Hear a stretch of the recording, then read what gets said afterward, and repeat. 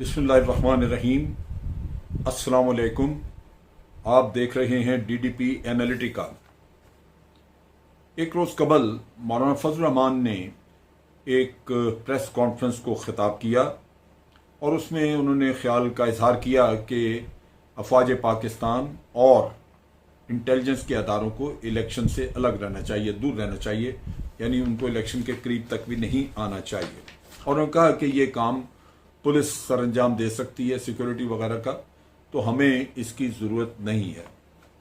अब चीज़ यह है कि पिछली दफ़ा भी जब लास्ट इलेक्शन पे अफवाज पाकिस्तान ने इलेक्शन करवाने की जिम्मेदारी निभाई, सिक्योरिटी दी और पोलिंग स्टेशन वगैरह को मैन किया, उनके ऊपर पहरा दिया, तो उस वक़्त क्या अफवाज पाकिस्तान से कोई किसी को कहने गया था, किसी सियासतदान के पास या इलेक्शन कमीशन के पास, कि जनाब हमसे इलेक्शन करवा लीजिए?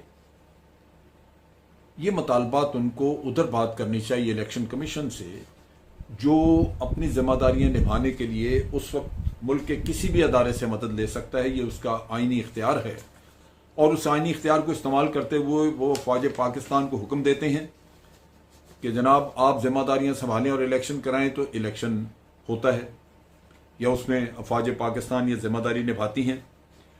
अब यह है कि ये फ़ौज के लिए एक बिल्कुल एक्स्ट्रा काम है जो कि खासा मुशक्क़त वाला है, और ख़ास तौर पे इन दिनों में जबकि अफवाज पाकिस्तान मशरक़ी और मगरबी सरहदों पे दोनों तरफ मसरूफ़ थीं और मुल्क के अंदर भी दहशत गर्दी चुके थी, तो ये तो एक ऐसा काम था जो कि अगर ज़बरदस्ती जिम्मेदारी ना सौंपी जाती तो सवाल ही पैदा नहीं होता कि इसको करवाने की कोई जिम्मेदारी लेता। उस वक़्त अफरादी कुव्वत इतनी कम थी कि अफवाज पाकिस्तान को अपने रिजर्व सिपाही बुलाने पड़े, रिजर्व नौजवानों को इकट्ठा करना पड़ा और रिजर्व फोर्स को ला के उनको ट्रेन कराया किया ताकि वो इलेक्शन की जिम्मेदारी निभा सकें, और फिर उनको इस काम पे लगाया गया। और आम हालात में ये चीज़ नहीं की जा सकती, ये सिर्फ इमरजेंसी के लिए किया गया।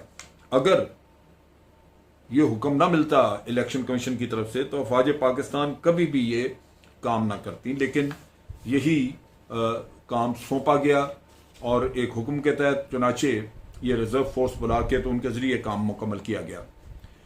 और सूरत हाल ये है कि हमेशा पॉलिटिकल पार्टीज जो हैं वो मुतालबा करती रही हैं कि इलेक्शन जो है वो अफवाज पाकिस्तान की निगरानी में कराया जाए। अभी पिछले इलेक्शन में ये जो कॉन्स्टिट्यूंसी थी NA 249, उसमें जब प्रॉब्लम हुई तो PMLN के कैंडिडेट ने मुतालबा किया कि जनाब ये सारे रिजल्ट जो हैं वो अफवाज पाकिस्तान के कब्जे में दिए जाए, क्योंकि उनको एतमाद नहीं था अपने दूसरे साथियों पे। अब यहाँ भी सूरत हाल ये है कि एतमाद नहीं होता, क्योंकि जिस सूबे में भी पुलिस जहाँ की है वो वहाँ जिस पार्टी की हुकूमत रही होती है वो अपने वफादारों को लगा देती है, वो वहाँ मौजूद होते हैं और फिर वो अपनी मर्जी का इलेक्शन करवाते हैं। और फिर हर दफ़ा क्या हर इलेक्शन के बाद धांधली के इल्ज़ामात नहीं लगे? हारने वाले ने क्या किसी वक्त भी इखलाकी जुर्रत का मुजाहरा किया कि वो कहे कि हाँ जनाब मैं इलेक्शन हार गया? हार तो मानता कोई नहीं, और उसके बाद वो सारे इल्ज़ामात उन लोगों पे जो इलेक्शन करवाते हैं। नतीजा ये कि इस दफ़ा फौज पाकिस्तान ने कराए तो उन्होंने ये कोयलों की दलाली में बिला वजह जाके हाथ डाल दिया। अगर हुक्म ना मिलता तो सवाल ही पैदा नहीं होता, क्योंकि ये तो काम ही है ऐसा है कि हमारे यहाँ सियासतदानों में इखलाकी जुर्रत है ही नहीं कि वो ये तस्लीम कर लें कि इलेक्शन में उनकी भी हार हो सकती है। तो ऐसे हालात में, ऐसे मामलात में तो मैं खुद चाहूँगा कि आइंदा इलेक्शन कमीशन अफवाज पाकिस्तान को इस मामले में मुलव्वस न करे। वैसे भी सिविल हुकूमत की यह जिम्मेदारी है कि वो अपनी कैपेसिटी बिल्ड करें, वो पुलिस से कराएं या किसी और से कराएं, रेंजर्स को इन्वॉल्व करें, ये उनकी अपनी कैपेसिटी बिल्डिंग का मामला है, उनको करना चाहिए। अफवाज पाकिस्तान बिला वजह क्यों इस काम में दखल दे? अब यहां पे बात खत्म नहीं होती। मौलाना ने इसके बाद कबायली इजला का किस्सा छेड़ा और उन्होंने कहा जी कबायली इजला में दिन ब दिन सूरत हाल खराब हो रही है, दहशत गर्दी बढ़ रही है, टारगेट किलिंग हो रही है, और लगता यह है कि कोई नए नए दहशत गर्दी के गिरोह निकल आए हैं और वो ये काम सरअंजाम दे रहे हैं, खास तौर पे अफगान बॉर्डर के करीब। और अफगान बॉर्डर के करीब तो हमेशा प्रॉब्लम रही है। ये जो कबायली अजला जो कि KPK में जम किए गए हैं, शामिल किए गए हैं, ये मौलाना की मर्जी के खिलाफ है। वो इस सिस्टम को नहीं मानते। वो बार बार कहते रहे कि इनका एक अलग सूबा बना दें ताकि मौलाना भी कहीं ना कहीं अपनी हुकूमत कायम कर सकें।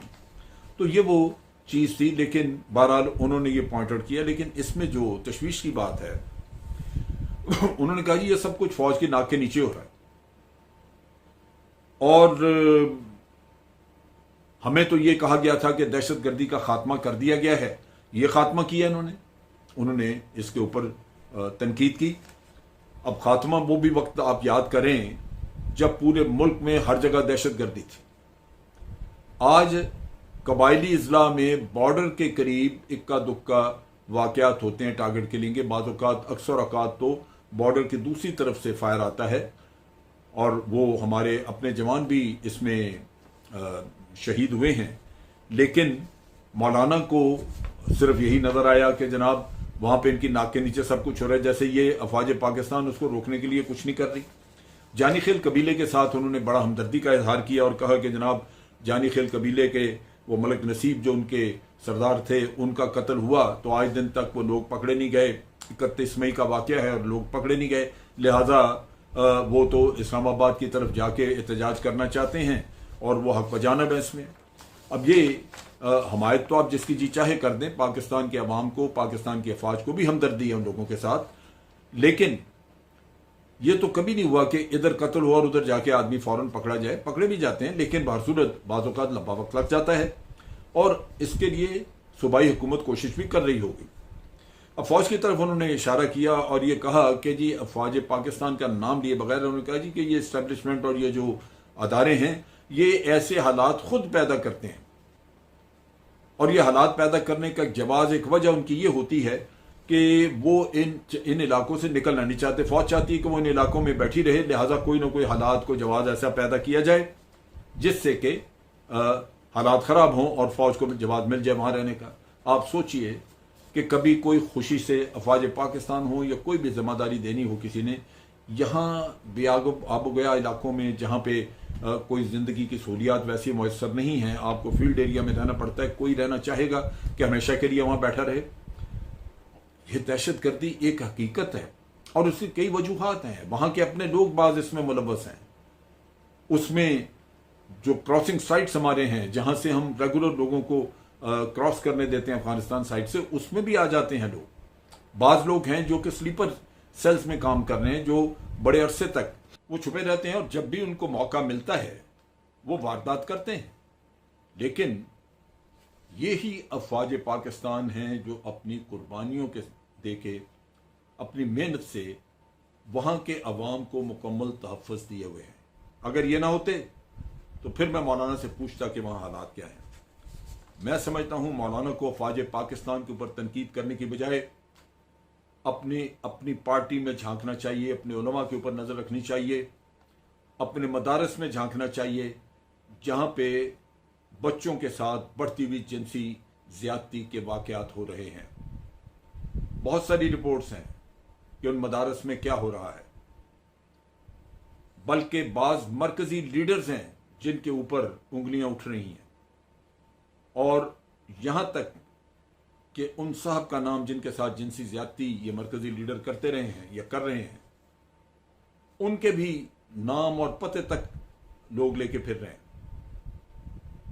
बजाय इसके कि कल ये चीजें पब्लिक में निकलें और फिर मौलाना आपको और आपके लीडरों को भरपूर शर्मिंदगी उठानी पड़े।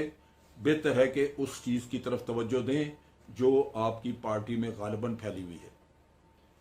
हमें यह तो पता है कि बैरूनी कुव्वतों से पैसा भी आता रहा है। मौलाना ने पैसे भी वसूल किए थे जिनका इनके जो लीडर्स हैं इनके अपने ही हुसैन अहमद साहब, उन्होंने उसका तस्करा किया था और उसके साथ साथ और लोगों के बारे में भी मुख्तलिफ वक्तों में पैसा बनाने की खबरें रही हैं। नैब भी बुलाता रहा है और नैब के बुलाने पे आप गए नहीं हैं।